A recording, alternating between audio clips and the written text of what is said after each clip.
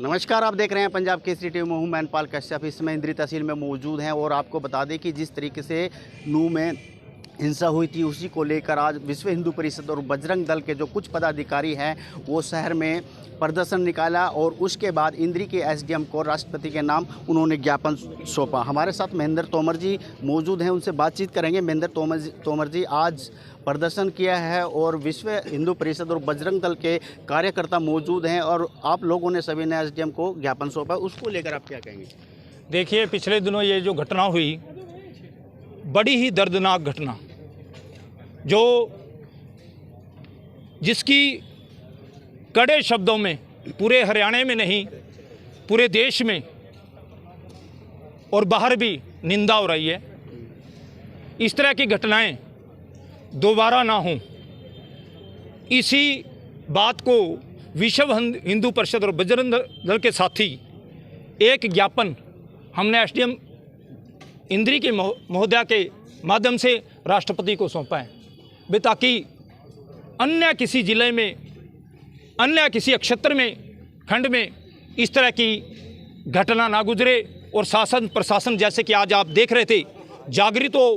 कई बार क्या होता है, इधर उधर का कोई शरारती तत्व इस तरह की घटना को अंजाम दे देता है। मैं धन्यवाद करता हूं अपने साथियों का, विश्व हिंदू परिषद और बजरंग दल के, जिन्होंने बड़े शांतिपूर्ण ढंग से इस कार्यक्रम को, इस आयोजन को सफल बनाया और विधिवत तरीके से केवल राम नाम का जाप करते हुए शांतिपूर्ण ढंग से अपना ज्ञापन, अपनी शिकायत, ताकि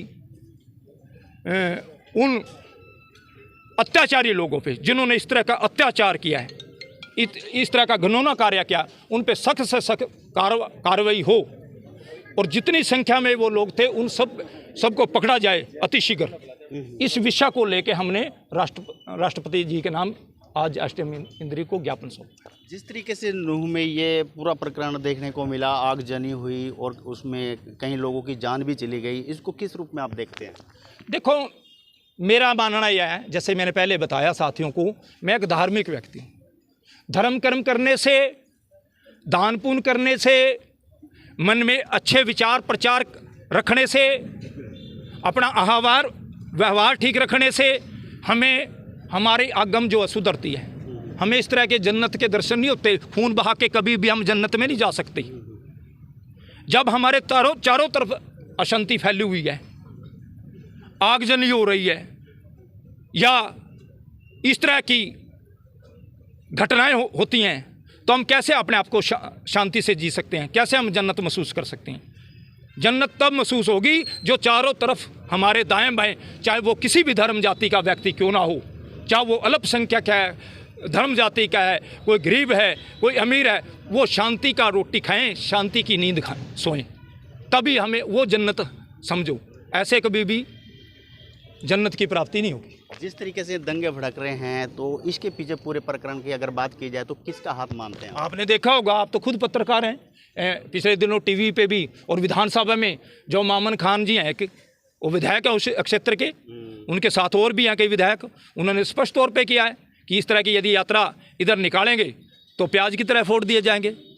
तो ये तो बहुत निंदनीय बयान है उनका।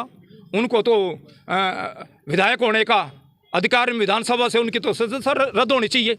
और ऐसे व्यक्ति को जिन्होंने ये अशांति फैलाई है, उन्हीं के इशारे पे ये अशांति फैलाई गई है, ऐसे व्यक्ति को तो जेल के पीछे होना चाहिए, न कि विधानसभा में। सरकार की अगर बात की जाए तो सरकार क्या कदम उठा रही है इस पूरे प्रकरण की अगर बात की जाए? देखो, सरकार तो, मुख्यमंत्री जी का ये कहना है, सरकार के लोगों का ये कहना है कि कोई भी दोषी होगा उसको किसी भी सूरत में बख्शा नहीं जाएगा, सजा मिलेगी, उसको सजा मिलेगी हर हालत में। तो भाईचारा एकता बनाने के लिए क्या संदेश आप लोगों को? मेरा तो अच्छा, चलो, और भी कार्यकर्ता मौजूद हैं, उनसे भी बातचीत करने की कोशिश करेंगे। जी भाई साहब, क्या कहना चाहेंगे आप पूरे प्रकरण की अगर बात की जाए तो? पूरे हरियाणा प्रदेश के अंदर जय श्री राम। साथियों, मैं उस यात्रा के दौरान वही था। मैंने इस भारत का पुरातन इतिहास भी बड़ा, आधुनिक इतिहास और मध्यकालीन मुगलकालीन सब इतिहास पढ़ा है। जब मैं उसी मेव क्षेत्र के बारे जानता हूँ, उसके बारे स्टडी करता हूँ, देखता हूँ, तो मेरा दिल गर्व से भर जाता है जब मैं कहता हूँ कि ये जो लड़ाई हो रही है ये कहाँ की लड़ाई है। लड़ाई भक्त और भगवान के वंशजों के अंदर हो रही है। हम राम के भक्त हैं और वो राम के वंशज हैं, लेकिन उनकी किन्हीं लोगों ने दिग्भ्रमित कर दिया, उनकी बुद्धि को भ्रष्ट किया है। नहीं तो जिस राम के कारण इस भारत की संस्कृति चारों तरफ घूमती है वो उन्हीं के वंशज हैं। 360 गांव में होके पड़ते हैं, क्योंकि वो उन्हीं के वंशज है, लव कुश के वंशज है। हमें गर्व होता कि 360 गांव, ठीक है, हम वहाँ और भी लोगों से मिले थे, दंगाई अलग थे, लेकिन दूसरे लोग कहते हम भगवान श्री राम के बच्चों के वंशज हैं। और हम भी आज मुसलमान जरूर हो गए, लेकिन हम भी आज इस शिव मंदिर में पूजा करते हैं। तो हम राम के भक्त हैं और राम के वो वंशज हैं। इनका हमारे और उनके बीच में किन्हीं लोगों ने उनको दिग्भ्रमित कर दिया था, उनकी बुद्धि को भ्रष्ट कर दिया है। नहीं तो भगवान के भक्त और भगवान के वंश में था डिफ्रेंसेस नहीं होना चाहिए। इसलिए मैं सरकार से भी मांग करता हूं और उस क्षेत्र के लोगों से भी आग्रह और निवेदन करता हूं कि आप अपने आप को सोचिए, आप किस गरिमापूर्ण लोगों, किस वंश कुल के आदमी हैं। ये वो वंश कुल है जिसके पूरे विश्व की संस्कृति चक्कर काटती है। चाहे भारत हो, भूटान हो, ब्रह्मा हो, सब जगह भारत की उस श्री राम की ही जो संस्कृति प्रभावित करती है। और ये श्री राम के वंशज थे। पता नहीं किस प्रकार से इन लोगों ने ये हथियार उठाए हैं, किस प्रकार से अपने दादा परदादा की जो इतने हजारों पीढ़ियाँ बीत गई, उनके जो भक्त हैं उन्हीं को मारने पर तुले हैं। तो मैं इसलिए उन लोगों से भी निवेदन करता हूँ, आग्रह करता हूं और भारत सरकार से भी आग्रह करता हूं कि जिन लोगों ने उनको दिग्भ्रमित किया है, चाहे वो सरकारी नुमाइंदे हैं, चाहे MLA MPs हैं, चाहे पाकिस्तानी लोग हैं या ABC कोई भी क्यों न हो, उन सबको कड़ी से कड़ी सज़ा होनी चाहिए।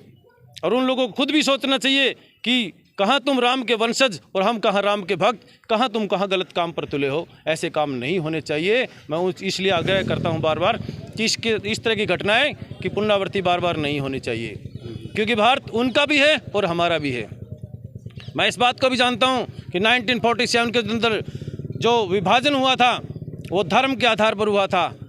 हिंदू यहाँ रहे थे और मुसलमान वहाँ रहे थे, लेकिन फिर भी चलो जिस प्रकार से भी रहा, क्योंकि उनका भी इस मिट्टी से लगाव था, वो रह गए। जिस प्रकार की परिस्थितियाँ बनी, जिन भी राजनेताओं ने, सामाजिक नेताओं ने, धार्मिक नेताओं ने उस समय जो निर्णय लिया, वो जो भी लिया, हमें वो आज भी स्वीकार है। लेकिन इस प्रकार की जो घटनाएँ हैं वो स्वीकार्य नहीं है, क्योंकि राम के भगत में राम से भी ज़्यादा शक्ति होती है। जब राम सेतु बन रहा था तो जब भगवान श्री रामचंद्र ने एक पत्थर फेंका था तो वो डूब गया था। जब हनुमान से उन्होंने कहा कि हनुमान जी आपके जो पत्थर आप फेंक रहे हो वो सारे के सारे तैर जाते हैं, तो कहते हैं प्रभु जिसको आपने फेंक दिया वो तैर कैसे सकता है। तो इसलिए मैं यही अपना विचार रखना चाहता हूं कि इस प्रकार की घटनाएं नहीं घटना चाहिए। वो हमारे श्रद्धेय रामचंद्र जी के वंशज हैं, उनको खुद भी सोचना विचारना चाहिए। और इस तरह की जो आसुरी शक्तियां उनके मस्तिष्क में आ गई हैं वो समाप्त होनी चाहिए। और इसके लिए, क्योंकि भय बिन प्रीत नहीं देवा, सरकार को भय एक अर्थात दंड का प्रहार उनके ऊपर जरूर करना चाहिए। इस प्रकार की व्यवस्था करनी चाहिए कि उस क्षेत्र में शांति कायम हो, हमारी यात्रा भी सुगमता से निकले और उन लोगों को सद्बुद्धि आए। मेरा अपना ऐसा ही विचार है। सर, मुख्यमंत्री का लगातार 2 दिन से बयान चला, गैर जिम्मेदाराना उन्होंने बयान दिया, उसको आप किस रूप में देखते हैं? देखो, ये उनका व्यक्तिगत विचार है, वो किस अवस्था में उन्होंने विचार दिया है। लेकिन मैं बता देता हूँ, वहाँ जितने भी श्रद्धालुगण थे उनकी जो सुरक्षा सुनिश्चित की थी वो हमारे इंद्री के राम कुमार कश्यप MLA हमारे बहुत आदरणीय हैं। उनकी तत्परता से, क्योंकि मैंने ही वहाँ से बार बार फ़ोन कॉल की थी और वो हर 10 मिनट में हमारी से फीडबैक ले रहे थे। उन्होंने ही श्रीमान अनिल विज से फ़ोन पे बातचीत की थी, मुख्यमंत्री से बातचीत की थी, एक श्रीमान रामचंद्र जांगड़ा जी जो राज्यसभा सांसद हैं उनकी तत्परता से और हमारे संगठन के लोगों की तत्परता से हम सब वहाँ से सुरक्षित निकले थे। क्योंकि उन्हीं लोगों की तत्परता से पुलिस प्रशासन वहाँ पहुँचा था, लेकिन वो देरी से पहुँचा था। बस मैं प्रशासन से यही कहता हूँ कि इस प्रकार की देरी नहीं होनी चाहिए। मुख्यमंत्री ने वो जिस प्रकार का बयान दिया, कई बार इस प्रकार की गलती हो सकती हैं, लेकिन मतलब वो सही नहीं था, लेकिन वो सुधार हो सकता है उसमें। आखिरी सवाल है मेरा आपसे, सरकारें सभी आई गई और चली गई, लेकिन दंगे आज भी जू के तू है। आज तक सरकार उन पर रोक क्यों नहीं लगा पाई? क्यों हम आपस में ही लड़ते मरते रहेंगे? तो ऐसा क्यों है? देखो पत्रकार महोदय, आपका प्रश्न बहुत ही सुंदर प्रश्न है और मेरे पास भी इसका बहुत सुंदर जवाब है। इसका बहुत सुंदर जवाब यह है कि हमारे देश का जो संविधान और कानून है उसको सख्त बनाने की आवश्यकता है। यदि हमारे अंदर यहाँ सज़ा का प्रावधान बढ़ा दिया जाए कि जो इस प्रकार की गुंडागर्दी करेगा, पत्थरबाजी करेगा, आगजनी करेगा, उसको 50-50 या 20-20 वर्ष की सज़ा निश्चित कर दिया जाए। लेकिन हमारे यहाँ एक बार जो दुर्घटना घटाता है, अपराधी पकड़ा भी जाता है, लेकिन कानून ऐसा फ्लेक्सिबल है, लचीला है कि वह फिर निकला जाता है। तो सिस्टम में कहाँ गड़बड़ी है? सिस्टम में यह है कि कानून को सख्त से सख्त बनाया जाए, बस। क्यों नहीं बना पाती सरकार? अंग्रेजों के कारण क्या है? कारण क्या है? कारण ये कि सरकार की मनोदशा ठीक नहीं है। सरकार को अपने इसके ऊपर दृढ़ निश्चय करके इस प्रकार के कानूनों को जो अंग्रेजों के समय से चले आ रहे हैं उनको बदलना चाहिए। तो भाईचारे को लेकर क्या संदेश देना चाहिए? देखो, भाईचारा हम कायम ही रखना चाहते हैं, क्योंकि शांति है तो समृद्धि है, विकास है, और जहाँ अशांति है वहाँ पाकिस्तान, अफगानिस्तान, बर्मा, भूटान की तरह सारे देश उजड़ जाते हैं। बिल्कुल, आप देख सकते हैं विश्व हिंदू परिषद और बजरंग दल के जो कार्यकर्ता थे और इनसे हमारी खास बातचीत हुई। पंजाब केसरी टीवी से खास बातचीत में बिल्कुल साफ स्पष्ट कर दिया, कहीं ना कहीं जो सिस्टम है उसमें काफ़ी गड़बड़ी है। जब तक कानून सख्त नहीं बनेगा तब तक इस पर पूर्ण रूप से रोक नहीं लगेगी। मेरे सहयोगी संधू के साथ मैनपाल कश्यप, पंजाब केसरी टीवी इंद्री। हमसे जुड़े रहने के लिए हमारे YouTube चैनल को सब्सक्राइब करें और नई वीडियो की नोटिफिकेशन के लिए बेल आइकॉन को दबाएं। अगर आप ये वीडियो Facebook पर देख रहे हैं तो लाइक जरूर करें और ज्यादा से ज्यादा शेयर करें। धन्यवाद।